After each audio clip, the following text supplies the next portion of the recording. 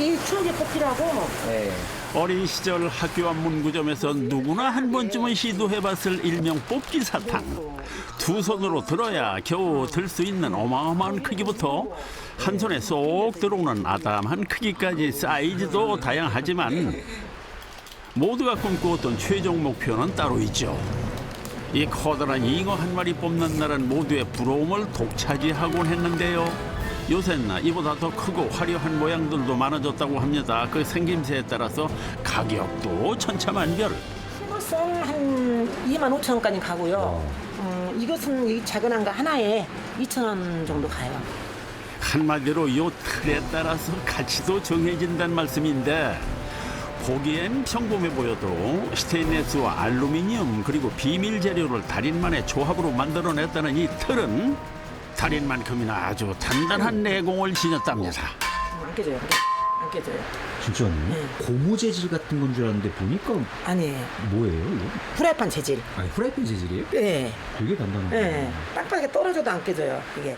하지만 어디 틀만 튼튼해서 될 일인가요? 자고로 속이 알차야 알짜 아니겠습니까? 물에다 물엿과 설탕을 적절한 비율로 배합해야만 늘어붙지 않고 적당히 끈끈하면서 형태가 그대로 유지될 수 있는 뽑기 사탕이 나올 수 있는 건데요.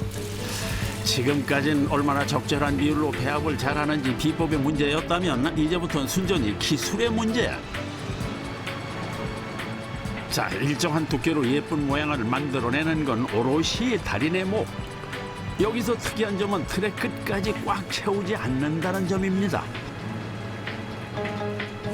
잉어의 꼬리 시작점에서 정확히 서로 떼야 끝부분까지 일정하게 채워진다고 합니다.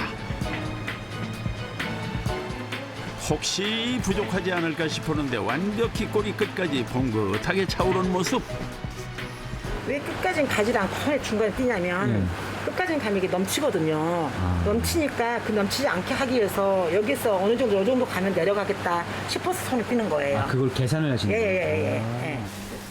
이 모두가 달인의 철저한 계산하에 이루어진다는 사실. 여기서 한 가지 더 주의해야 할 점은 한 번에 왈칵 쏟아낼 경우에는 뽑기 사탕 내부에 기포가 생길 수도 있기에 서서히 속도를 조절하면서 부어내야 한다는 점입니다. 속도, 양 모두 오랜 내공을 쏟아 부어 만들어냈으니 한치의 오차도 있을 리가 있나요?